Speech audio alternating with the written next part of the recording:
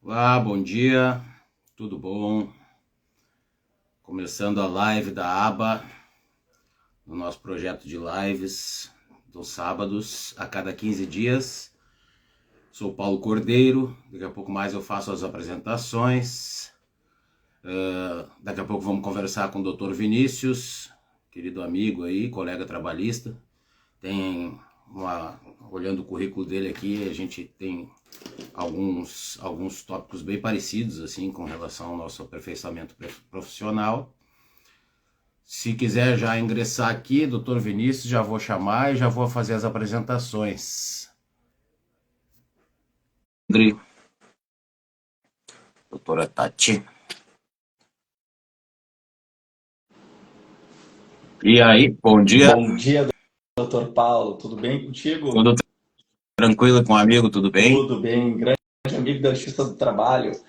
Muita luta na Justiça do Trabalho, né, doutor? Boa luta, né? Boa luta. Jéssica É fantástico. A gente foi. Cláudia Moranguelo, nossa perita querida, amiga, minha parceira. Tá chacoalhando um pouco aqui porque eu tô com um pedestal e eu sou um pouco inquieto, aí eu bato com a perna na mesa e chacoalho o pedestal aqui. Sim, tranquilo. Vamos fazer as apresentações para a gente não perder muito tempo, porque tem bastante coisa para a gente conversar, né, Vinícius? Bastante coisa bem interessante, assim, e do nosso dia a dia, né? É. E da natureza da nossa atividade também, né? Exatamente. Muito bem. Eu vou começar por mim. Sou mais velho. Certo, concordo.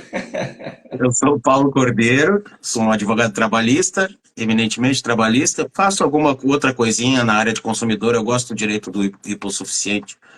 Embora eu atue para pequenas empresas também, mas eu atuo muito para reclamante. Sou especialista em direito do trabalho, na época se chamava Soluções Alternativas de Conflitos.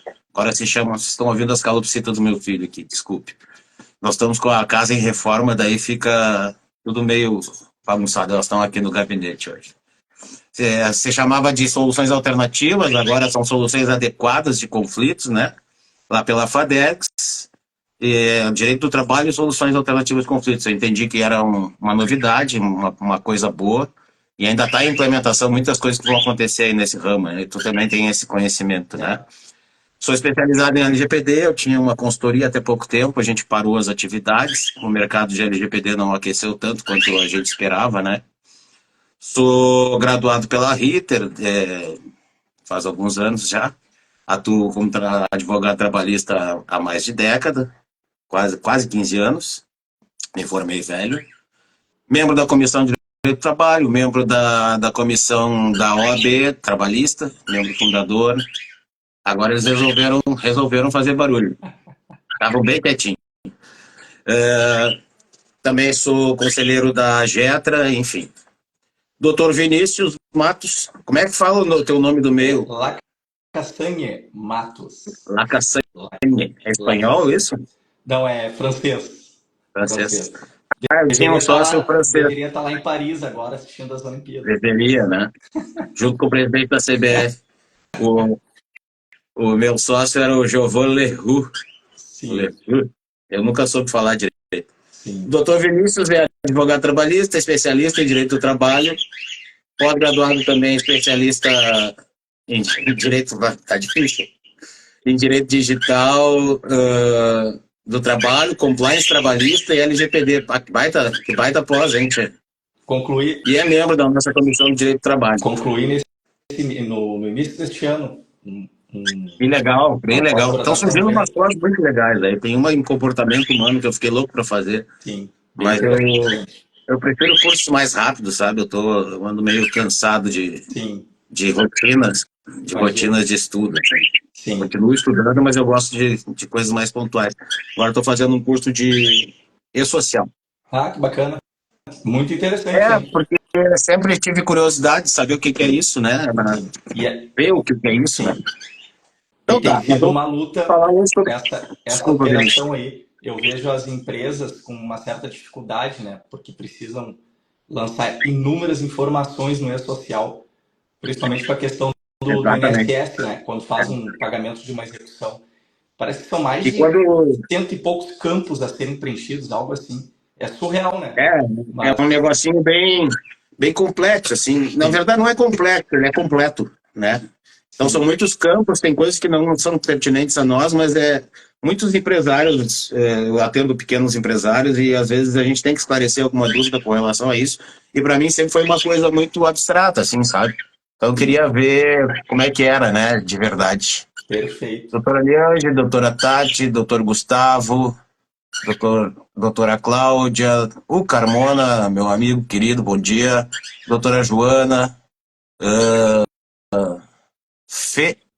Eu vi a doutora Fernanda, minha ex-colega, atuamos um bom tempo no escritório Rocha Ah, que Advogados.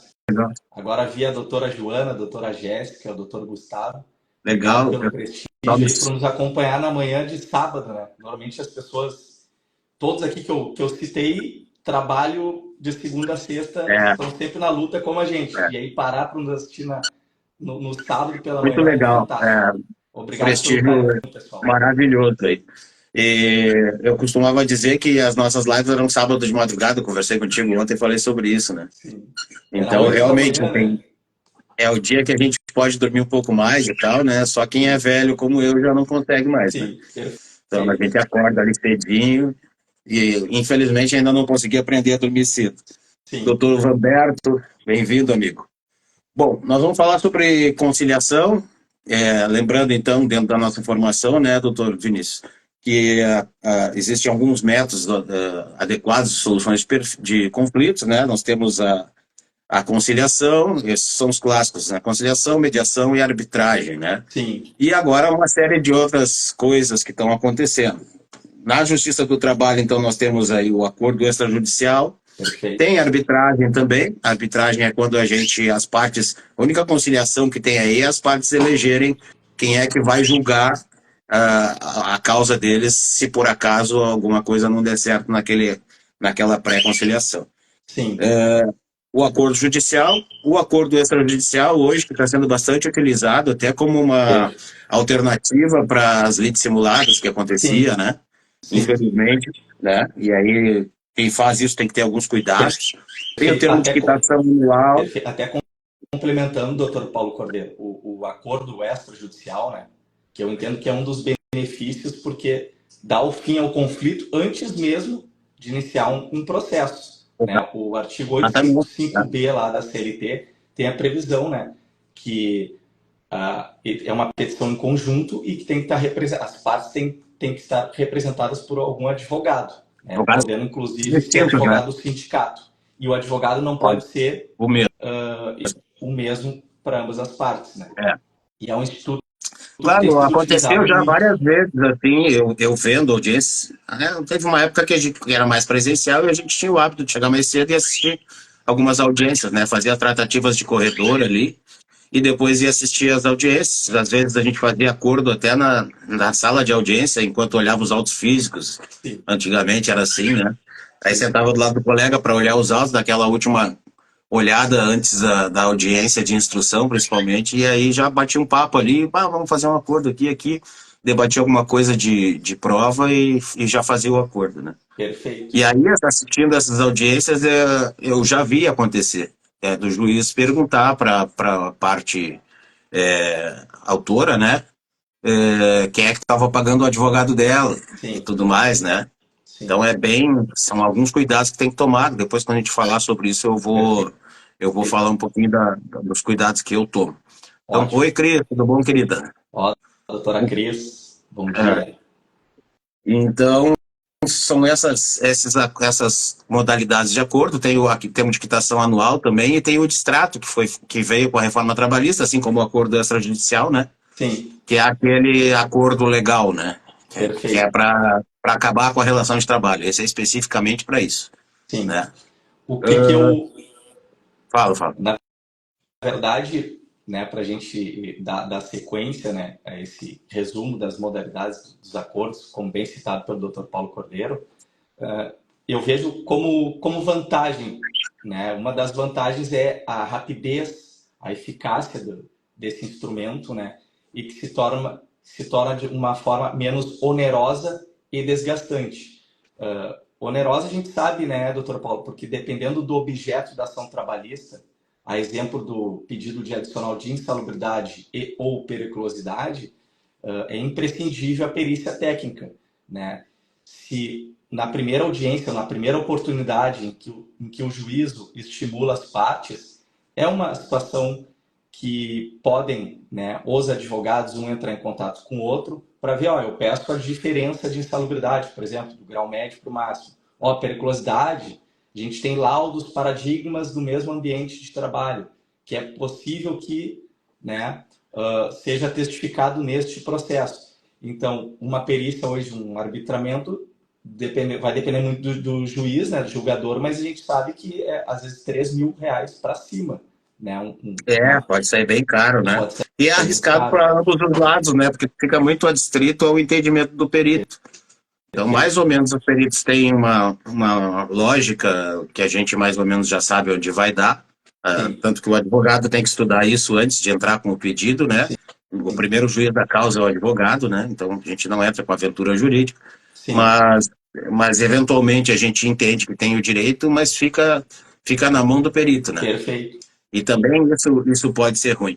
E tem uma outra possibilidade de acordo que a gente faz, que é parcial, em audiência de conciliação, que é o acordo sobre insalubridades. Normalmente, quando é ação de vínculo de emprego, pedido de vínculo, a gente deixa estabelecido que há insalubridade em tal grau, sim, caso reconhecido o vínculo de emprego. Fica condicionado ao resultado da demanda, perfeito? Isso, aí não precisa da perícia, exato, né? Que também é um ganho, né? Ótimo. E eu sempre costumo, né, doutor Paulo, a gente sabe que é o nosso dia a dia, né? O que eu entendo que é importante, né, é que o advogado seja o máximo transparente com o seu cliente e levantar as questões, os riscos do processo, né? E por vezes eu até gosto de fazer a conciliação na própria audiência, porque ali está o julgador também que tem na pessoa ele tem que ser imparcial, né? E aquilo ali de alguma forma estimula as partes, porque daí o julgador, ele, embora seja imparcial, às vezes ele tem um juízo de valor sobre determinado tema, né? Vamos dar um exemplo do acúmulo, o desvio de função, que muitas vezes o juiz, doutor, esse aqui eu nem vou botar, né, no acordo, isso aqui não vale. E aí o teu cliente, normalmente a gente aqui atua 99% em prol do trabalhador, né? Aí o cliente já olha para nós assim, tá, mas como assim? Eu trabalhei muito lá, eu acho que mereço esse desvio, né? Esse plus salarial.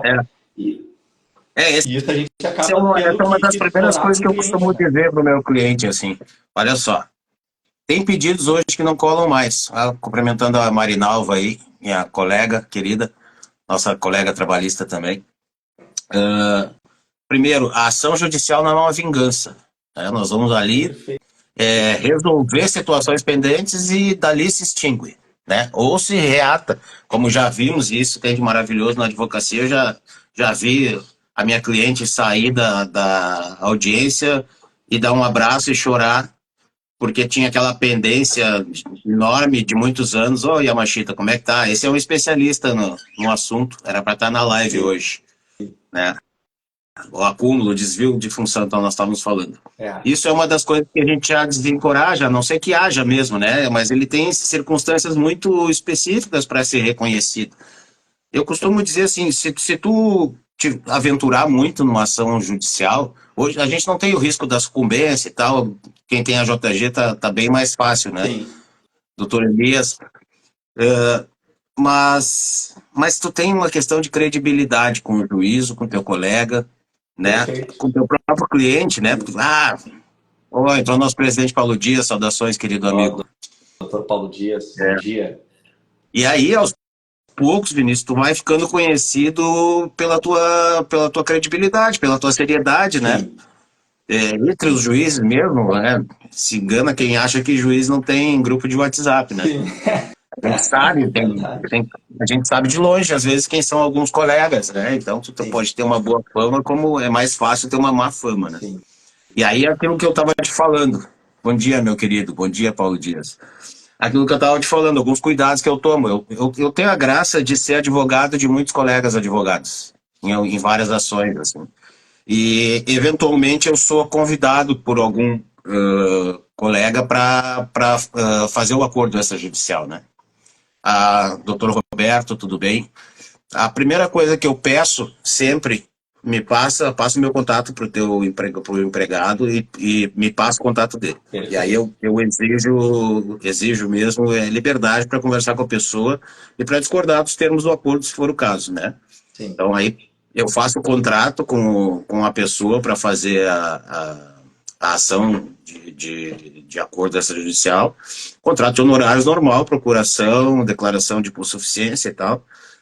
Bato ponto a ponto, esclareço, vejo se está tranquilo, às vezes não tá tão tranquilo quanto parece, vou para a negociação com outro colega, acertamos os termos e aí a gente entra. Sim. Faço questão de ter tudo registrado, a conversa toda registrada no WhatsApp, com ampla liberdade mesmo, porque eu tenho uma reputação que eu preciso manter. Sim. Então, se houver alguma dúvida, tem juiz que é bastante desconfiado, e inclusive poucos, mas existem os que fazem audiência para homologação do acordo extrajudicial. E então, como eu já vi acontecer de gente que realmente estava fraudando, aparentemente estava fraudando, eu não quero passar por essa situação, entende? Então, se acontecer, está tudo ali registrado, bonito, o cliente sai satisfeito, né? Ele vira meu cliente a partir dali. E a situação está morta, mas a gente agrega um pouquinho mais e resolve. Em 15 dias o juiz tem que homologar ou não o acordo. Perfeito, no extrajudicial, perfeito. Previsão, né? Ah, Previsão então legal. tu não vai ficar com aquela pendelha, sabe? Com aquele problema. A não ser que o juiz não homologue. Sim. E tu vá recorrer, né? Desculpa, o telefone tocando aqui. Eu tô sendo ligado.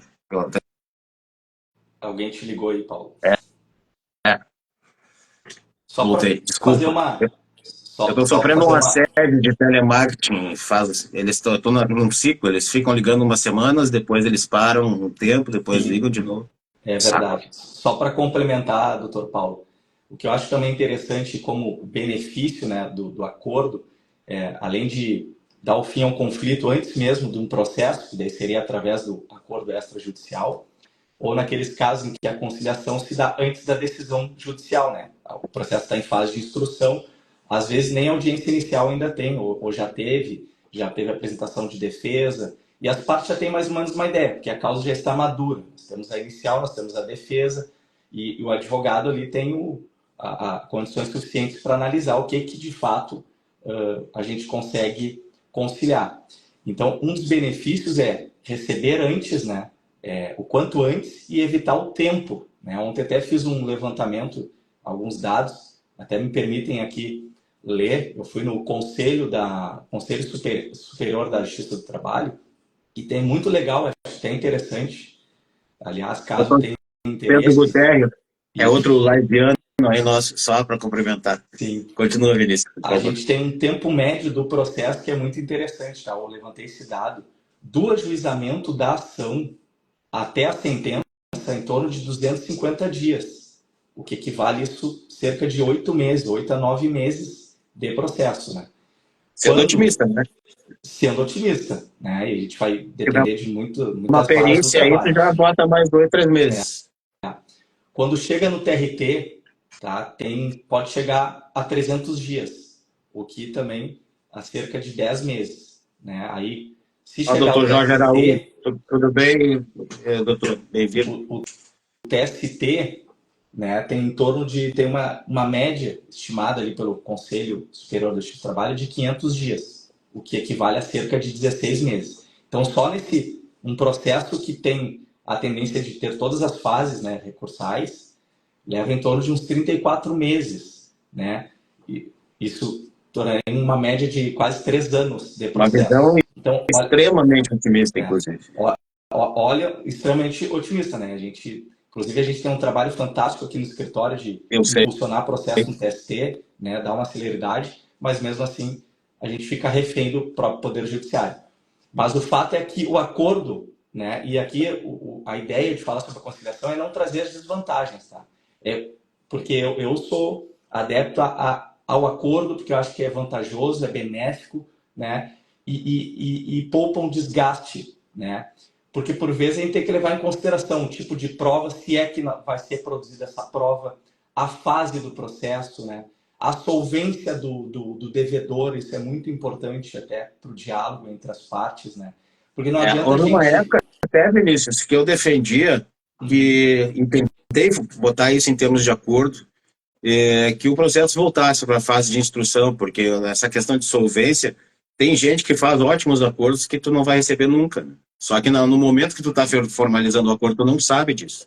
Sim. E aí tu abre mão de um monte de coisas para dar celeridade e tudo mais, e o camarada não cumpre, né? Sim. Então eu defendia que o justo seria, então desfeito o acordo. Mas não, Entendi. O acordo homologado, ele tem força de coisa julgada, né? Exatamente. Então tem como fazer.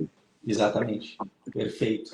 Mas, voltando aqui, né, a questão que eu levo sempre em consideração, claro, vai depender da fase em que o processo está, né? Mas quando já tem cálculo, a gente já tem mais uma certeza, né, do que a gente pode ceder.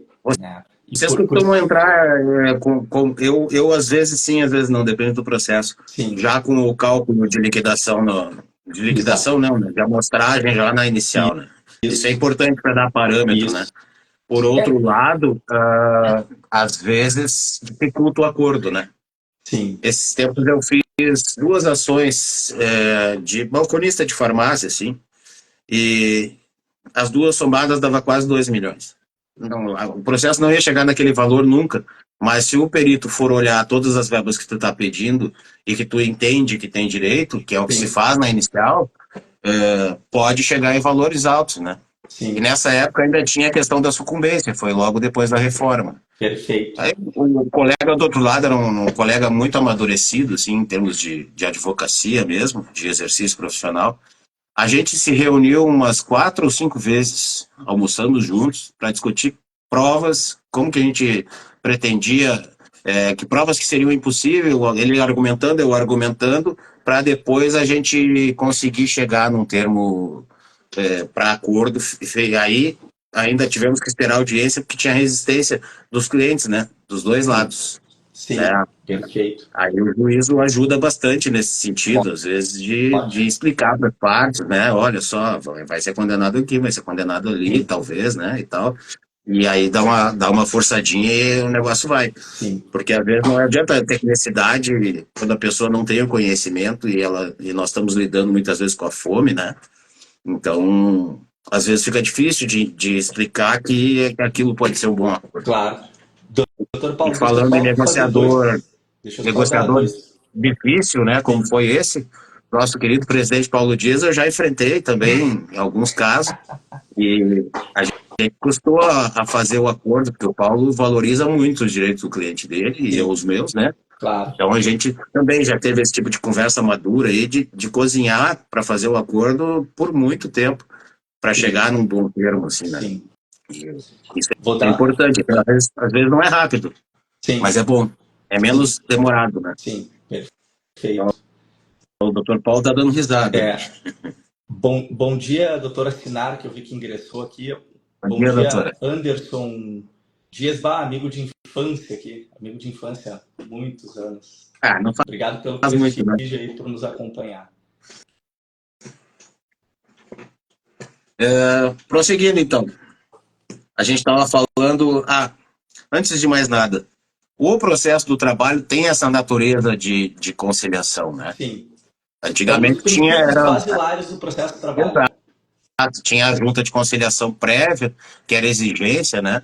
Antes de ingressar com a ação trabalhista. Depois, a própria Justiça do Trabalho era chamada de junta. Sim. Tem colegas de outras áreas que chamam a gente de um direito cartorial, que era só para carimbar, né? Sim.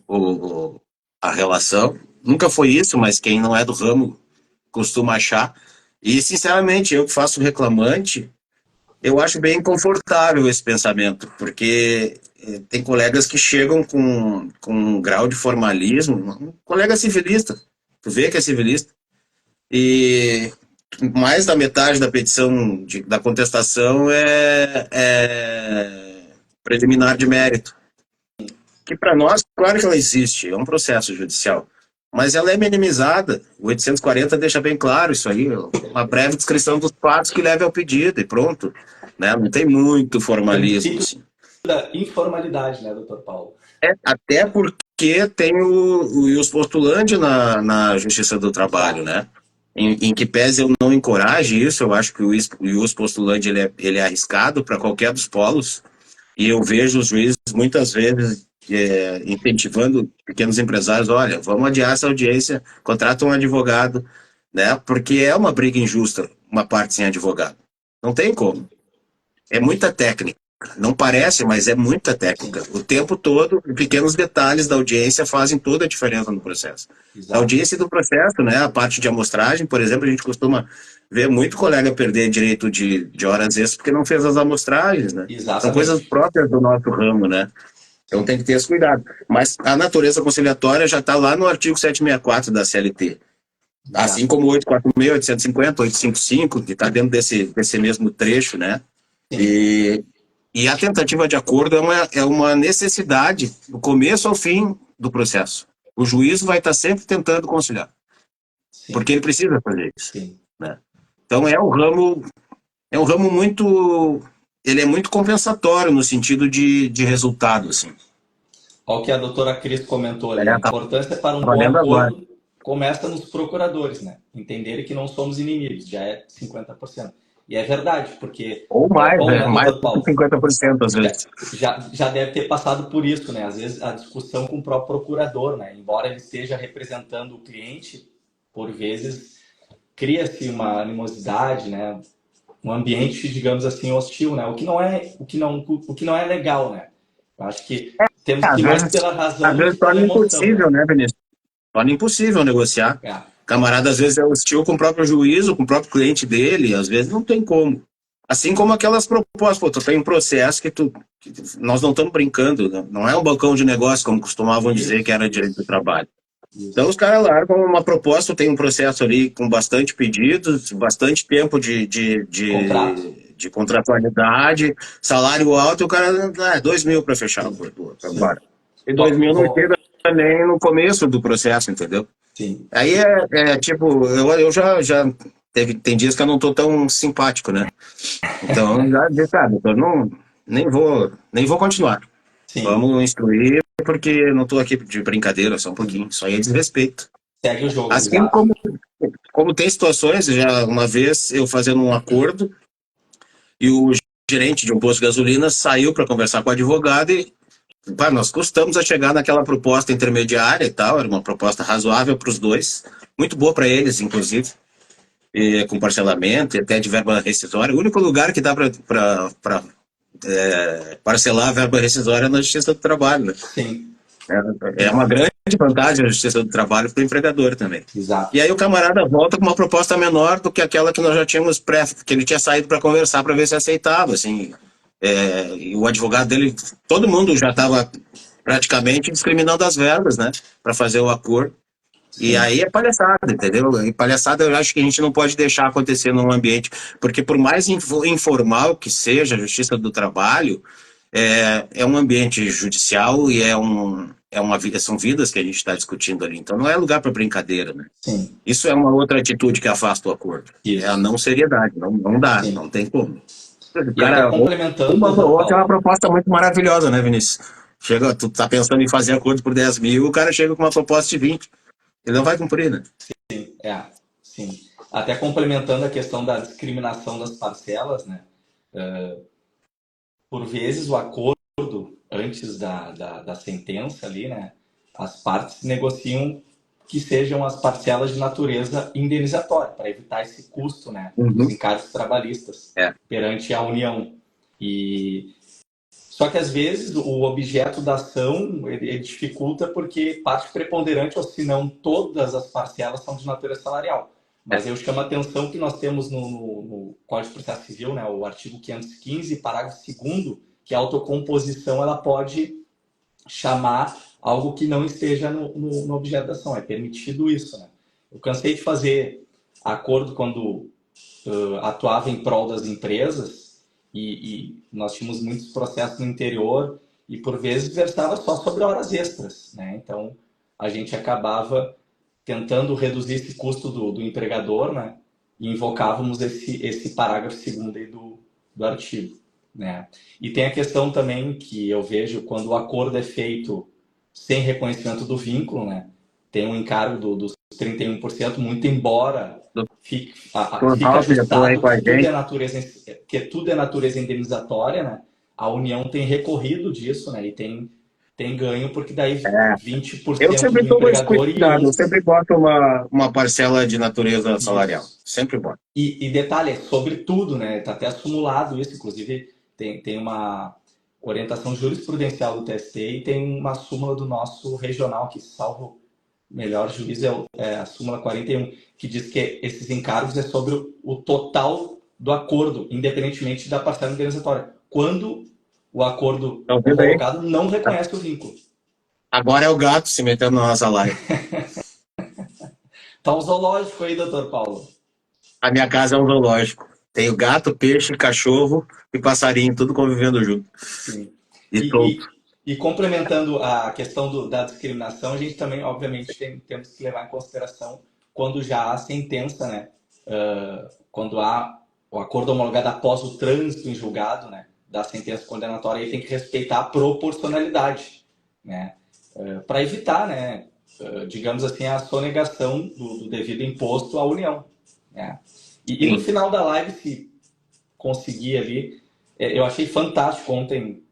Fui analisar lá o site do Conselho Superior de Justiça do Trabalho, o que é arrecadado e levando para o outro lado, né? Ainda querem extinguir a Justiça do Trabalho. Pelo amor de Deus. O que eles arrecadam de impostos chega a ser absurdo. Com os acordos, tá? Eu Não estou é com os dados só de só acordo. esse aspecto, Vinícius. Tem um outro aspecto importante. Quase 100% dos valores pagos na Justiça do Trabalho ao trabalhador vão para o mercado de consumo. Ótimo. É que hoje, na nossa economia moderna, isso não é mais tão importante, né? Sim. Porque a gente vive uma economia de especulação. E aí o especulador não tá pouco se lixando para o mercado de consumo, né? Sim, sim. Mas para a maioria das pessoas comuns, normais, né, em termos econômicos, é muito interessante. Faz o dinheiro girar, né? Alimenta as pessoas, né? É uma verba alimentar, né? Sim. Também tem esse aspecto importante aí, Sim. que sobressalta a importância do nosso ramo de trabalho aí, né? Perfeito. E a dignidade das pessoas, né? Que tem a ver com a felicidade. Sim, sim. Sobre essa questão tu falou em Conselho de Justiça, Conselho, como é que chama? Da Justiça do Trabalho. CSJT. Isso. Em maio desse ano, o CSJT instituiu a Resolução 377, que tem a ver com a Agenda 2030. E aí nós fala sobre o Sejusc e tal, né? A reclamação pré-processual, que é uma novidade, né? Não é bem um processo, mas é um processo. Tem muita coisa muito parecida, assim, né? Sim. A reclamação pré-processual é muito parecida com o acordo extrajudicial, só que não é um acordo pré-estabelecido. Ele vai buscar o acordo, né? Só que nessa resolução, o Conselho estabeleceu que pode ser feito sem advogado. E aí o Sejusc vem atuando sem advogado muitas vezes, o que é uma coisa que a gente não pode aceitar, Verdade. porque artigo 133 da CF, Sim. a gente é essencial para a justiça. Aquilo que eu estava comentando antes também, porque pode ser sem advogado, mas por exemplo, as empresas meio estruturadas jamais vão ir numa audiência sem advogado. Sim. Né? E aí tu tem uma dissonância de conhecimento assim gigantesca. Com certeza. Não tem como. É a nossa Por isso vivência, né? eu sou um pouco, eu vejo com restrição o ius postulante, né? Porque o nosso ramo não parece, mas ele é, voltando, né? Extremamente técnico. E com o passar do tempo, ele foi ficando mais técnico. E está ficando mais técnico, cada vez mais técnico. O advogado trabalhista tem que ser bom. Tem que ser bom tecnicamente. Sim. Estudar o tempo todo, né? O tempo todo. E aí esse tipo de coisa que nós estamos fazendo hoje, a live proporciona isso, né? Conhecimento. Sim. Troca de informação, as associações, conviver com os colegas é sempre uma troca de informação importante, interessante. Sim. Né? Então, nesse ponto, eu sou contra o ius postulante também.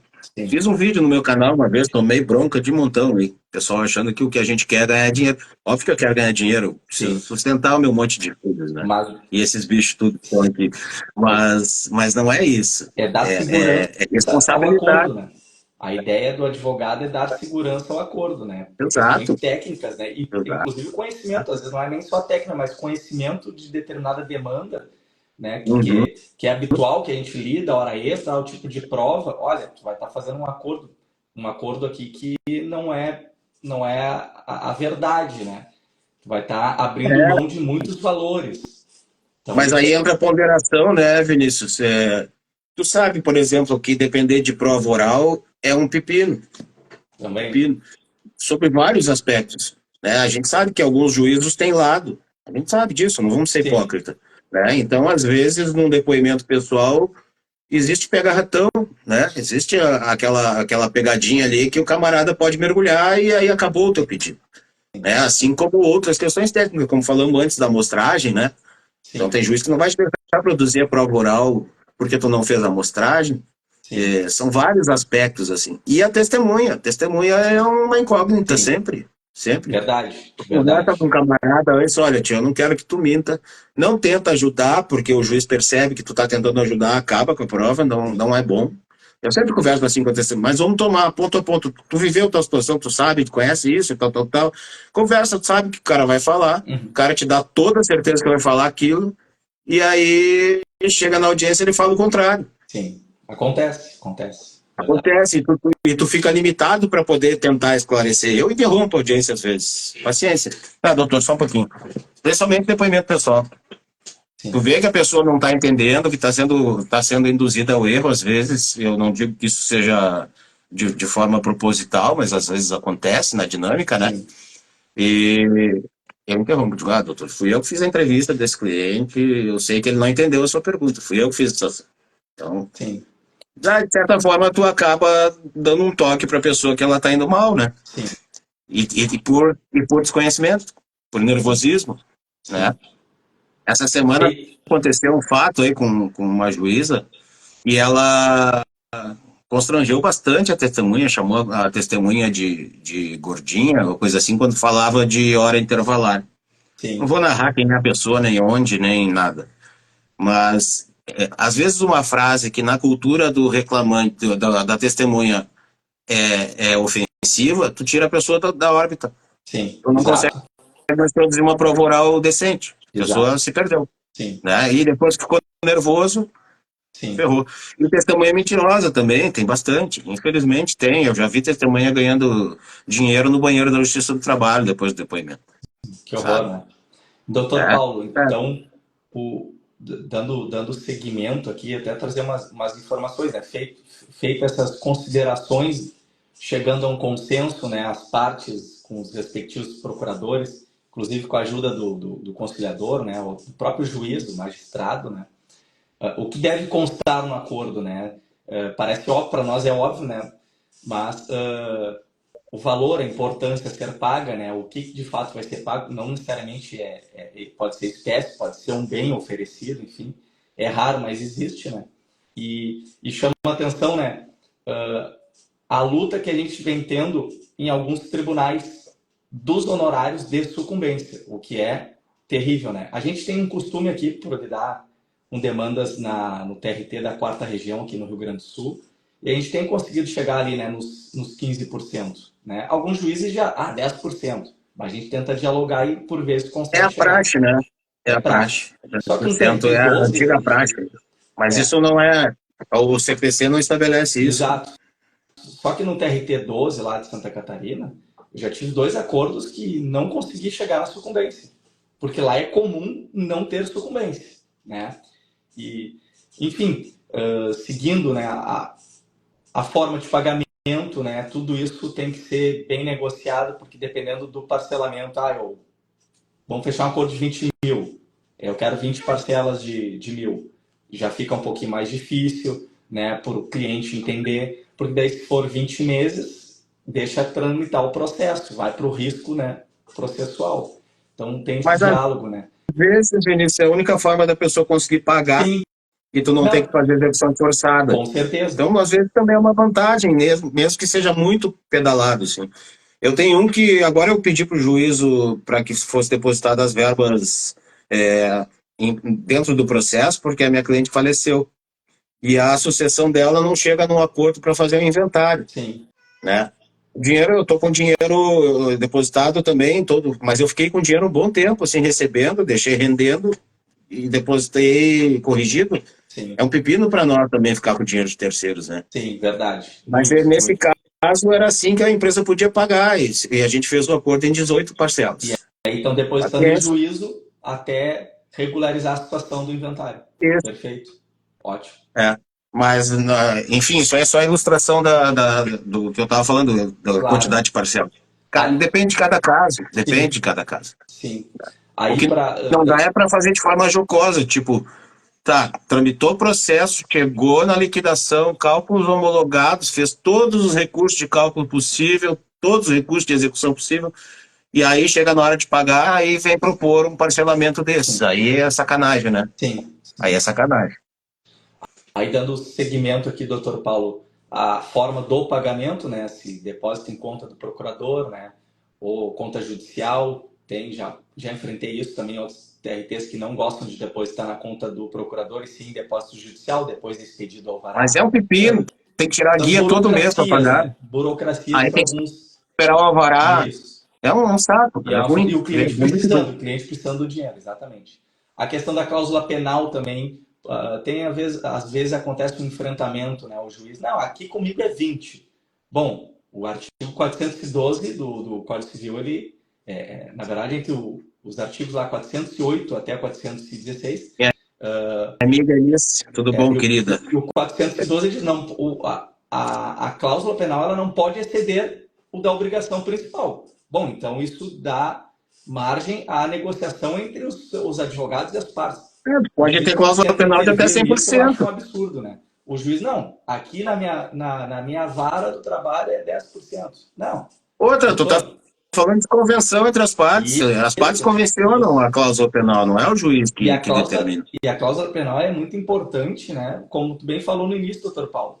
Às vezes, no curso do acordo, pode acarretar a empresa numa insolvência, não ter condições, e aquilo te deixa numa situação, e queira ou não, o cliente se sente bem representado, né?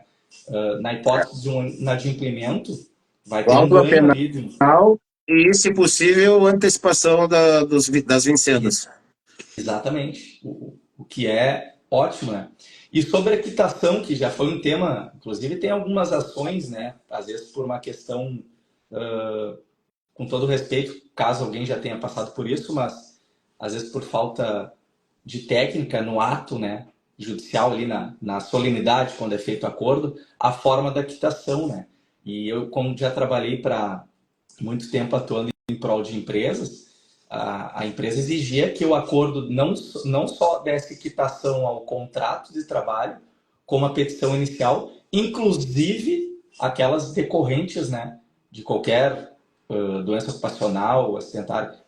E quando não tem isso, existe aquela discussão, né? Muito embora eu entenda que a quitação do contrato também daria extinção de tudo, né?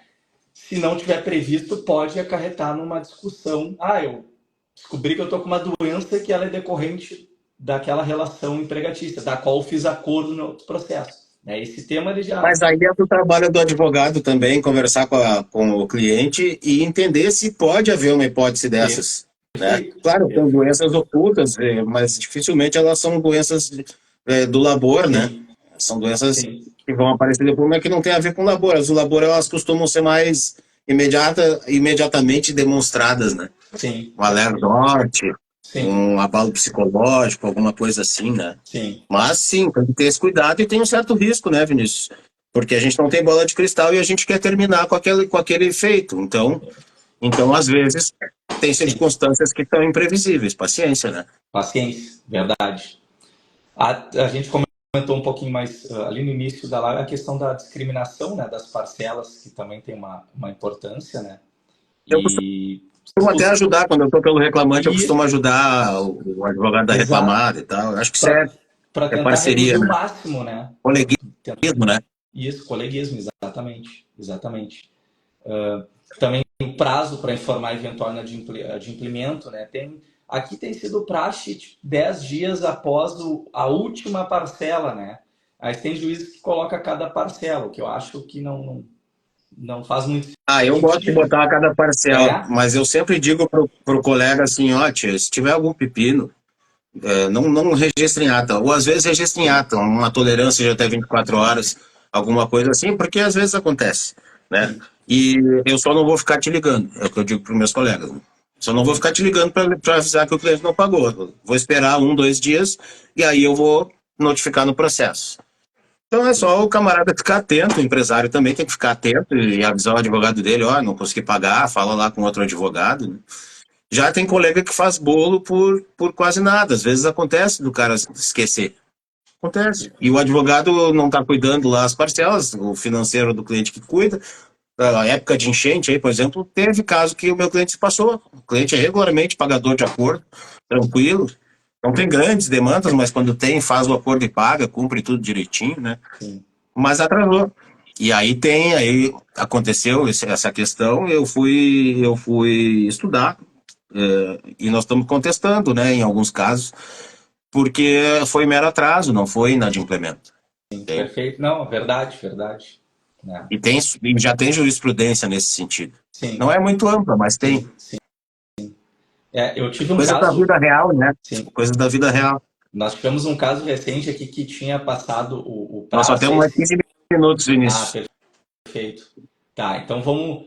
Eu não sei se tu me permite aqui. Não, 15 minutos é bastante tempo, fica tranquilo. Tá. Fica tranquilo. Se tu me Não, acho que permite a gente aqui. continua batendo ponto a papo, me desculpa eu te interromper tanto assim. Mas Não, é que eu acho que o objetivo nosso aqui é trocar ideia mesmo, né? Tá bem gostosa a nossa conversa. Perfeito. Não, então, só para. Eu vou puxar um gancho aqui, tá? Tô olhando aqui para outra tela. Fica à vontade. Eu tô questão olhando pro dos caderninho, eu dados. sou velho. Tá? A questão dos dados que eu comentei lá no início, né? Tem as estatísticas de tempo médio do processo, né?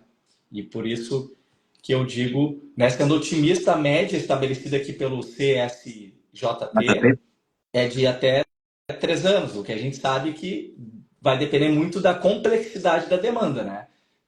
Tem ações com números pedidos e que há uma certa complexidade, com perícia contábil, perícia técnica, enfim, prova testemunhal. Às vezes a testemunha não comparece na audiência, é adiado, e aí a pauta daquela vara do trabalho está topetada de processos. Enfim, a gente sabe que essa média dita aí pelo Conselho Superior de Justiça do Trabalho, para nós, média, né?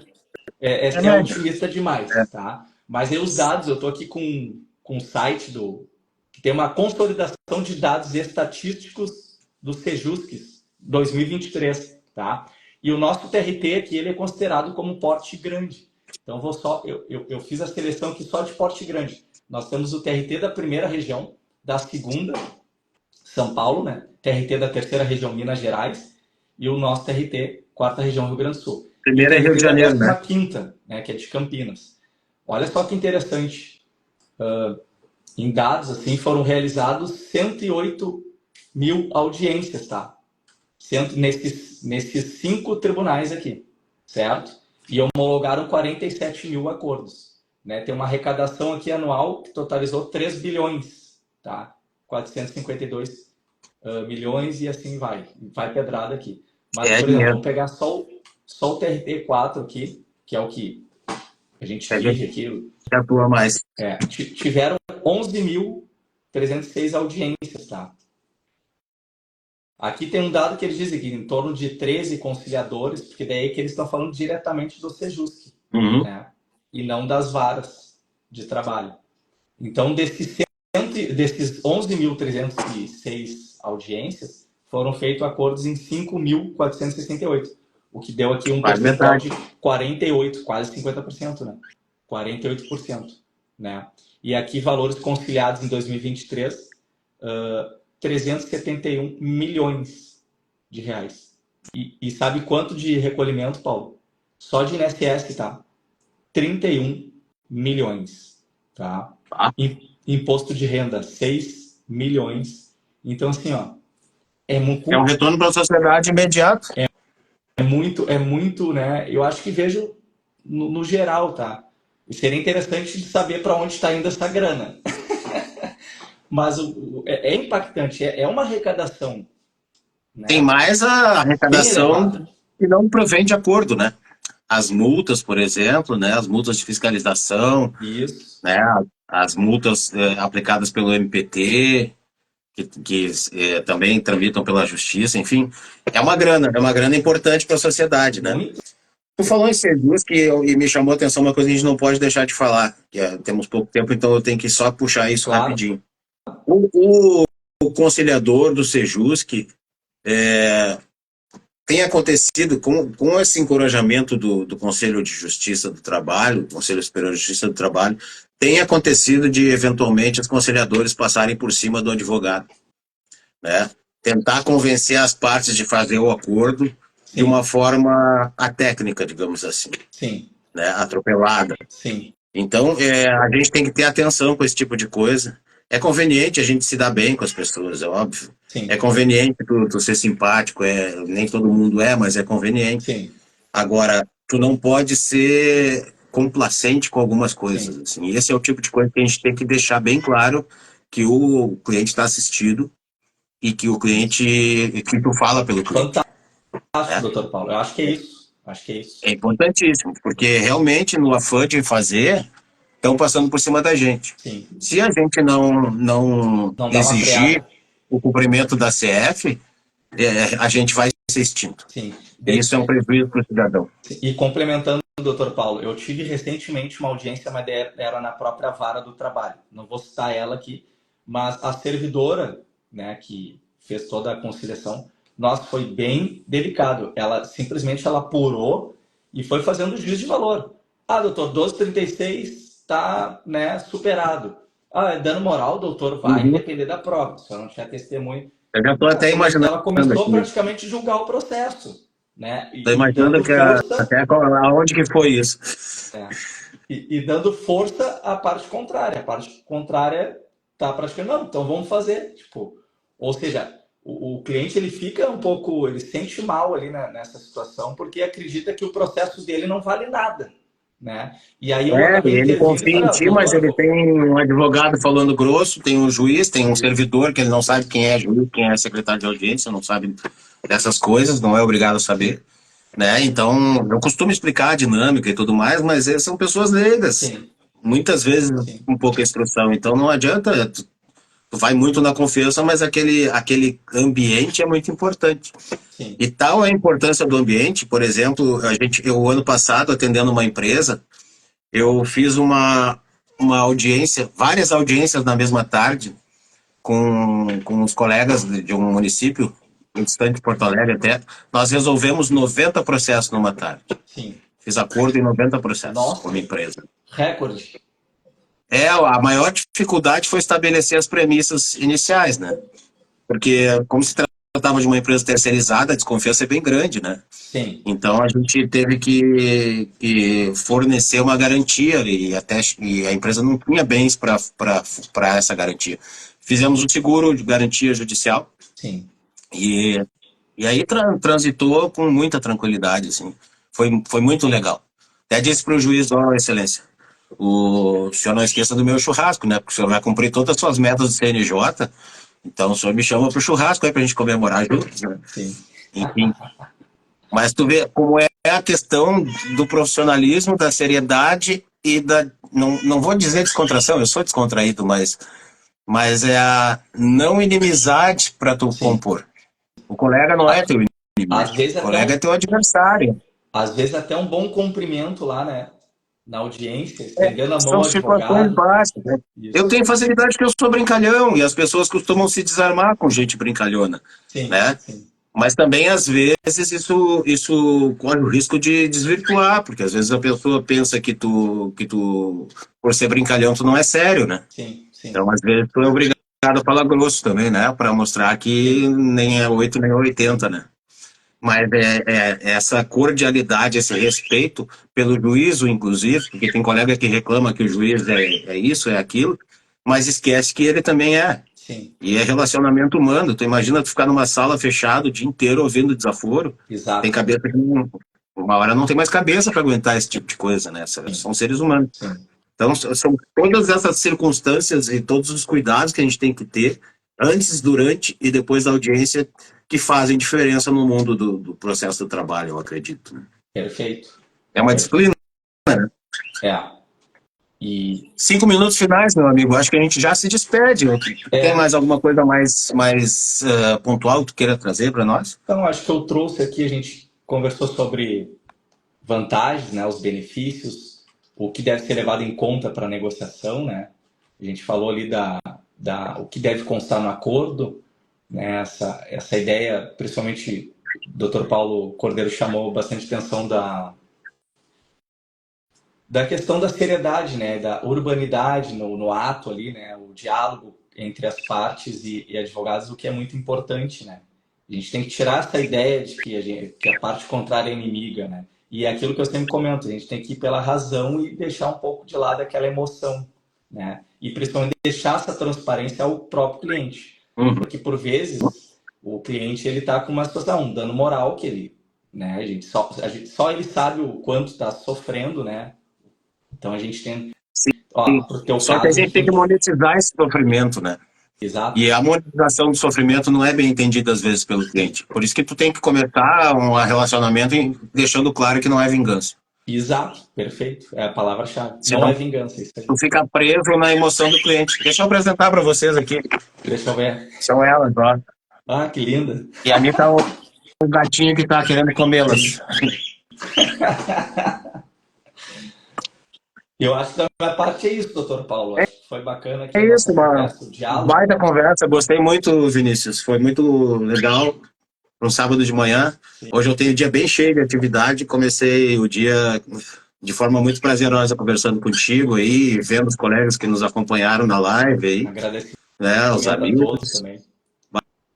Bacana. Daqui a 15 dias tem outra live, não sabemos ainda o tema nem quem são os personagens, mas vai ser comunicado nas nossas redes aí. Qualquer coisa, dúvidas, podem nos passar aí pelo Insta da comissão mesmo, que os colegas respondem, enfim. Obrigado pelos elogios aí, vocês são minhas amigas, são suspeitas, são amigos do Vinícius, são suspeitas também. Mas muito obrigado pelo carinho de vocês, ótimo. Obrigado, gente. Um abraço, um bom final de semana para todos. Obrigado, meu presidente, fica com Deus. Obrigado, doutor Paulo. Se espirrar, saúde. Tchau, tchau. Até a próxima, meus queridos. Tchau, até mais. É.